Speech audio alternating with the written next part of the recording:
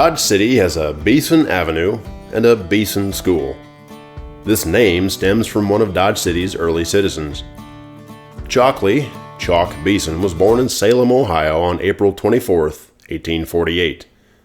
Around 1870, he came out west to Colorado. In 1875, he moved to Dodge City. In 1876, he returned briefly to Ohio, where he married Ida M. Gause. They settled southwest of town in what is now West Beeson Road and 14th Avenue. He was one of the early owners of the famous Long Branch Saloon, as well as the Saratoga Saloon. He served as Ford County Sheriff from 1892 to 1896, was a state legislator, and ranched near Dodge City. But he is best remembered as the founder of Dodge City's beloved Cowboy Band, which performed at the inauguration of U.S. President Benjamin Harrison in Washington, D.C. on March 4, 1889. In 1890, the band disbanded and was sold to a group who moved them to Silverton, Colorado. They performed in several towns in Colorado, playing under various names. During Spanish-American War, band members enlisted to perform as the 2nd Volunteer Cavalry Band. They settled in Pueblo, where the Pueblo Municipal Band can trace its beginnings to the Cowboy Band. Dodge City's current Cowboy Band stems from 1911, when a reorganized group was formed. As sheriff, Chalkley Beeson had a part in the demise of the Bill Doolan Gang. After they robbed a bank in Spearville, Beeson's party chased the gang to Oklahoma, where they killed Oliver Yantis, a key member of the gang. Chalk and several partners formed the COD Ranch with its well-known brand. Until the very end, Mr. Beeson led a full and active life. He was returning from voting in a local election when he suffered a fatal injury. He was bucked by his horse into the saddle horn and died on Friday, August 9th, 1912. The following Monday, Dodge City virtually shut down for the funeral of this much-loved plainsman.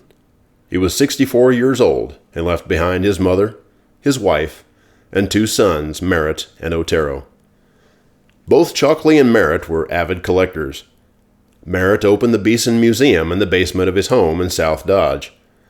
Later it expanded and moved into the corral near where Lewis Toyota is today. Beeson Museum closed in 1964, but the Beeson name still lives on at the Boot Hill Museum, which houses much of its collection in the Beeson Gallery and elsewhere throughout the complex.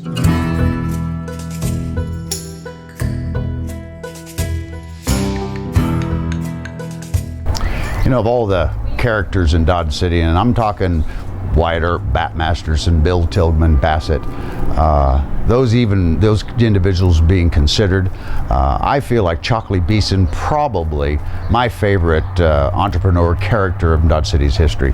See, old Chalk came to Dodge City about 1874, driving a stagecoach in Colorado. Well, it turns out somebody owed him some money that didn't pay him. So he comes to Dodge City, and he saw nothing but opportunity. You have to understand, at that time, this was the epicenter of the buffalo trade. Chalk saw the opportunity, made Dodge City his home, stayed here throughout his life, actually went back east and brought his bride here, Ida. Well, Ida didn't care much for Dodge City for a while, but it grew on her. Chalkley Beeson, of course, started in the saloon business. Him and William Harris bought the Saratoga. Ended up owning the Long Branch Saloon, which was the most elegant saloon, the headquarters of Dodge City. And of course, now owning a saloon wasn't that unique a profession. There were 19 of them, never a population more than 1,000. But Mr. Beeson prospered here. And an interesting character, very accomplished musician, actually created the Dodge City Cowboy Band that still exists today. Took that band throughout the country, actually marched in President Harrison's inauguration parade. Not only was Beeson in his lifetime an accomplished musician, he was quite a vocalist. When we lost poor Ed Masterson, Chalk and Ida sang at his funeral. Chalk became a state legislator and a very accomplished sheriff here in Ford County. Actually, he was given credit for tracking down the Doolan Gang that had robbed a bank in Spearville. Chalkley Beeson was an avid collector. I'd like to think that, of course, just like all of us here fell in love with Dodge City and the history of Dodge City, he wanted to show people what happened here. He collected things, and he amassed such a quantity of things that he actually created a museum. The Beeson Museum, nurtured it throughout his entire life. Fortunately for Boot Hill, we were able to purchase his collection in the late 1960s, more than 20,000 items. The unique aspect of this museum is, of course, he collected the vast majority of everything you see here. There was a significant amount of local donations. The real significance is Mr. Beeson, pretty decent record keeper. The wonder of Boot Hill Museum is everything that you see here actually came from Dodge City. Makes it so easy. We have people from all over the world come here specifically to live part of the legend. And here at Boot Hill Museum, we make that possible.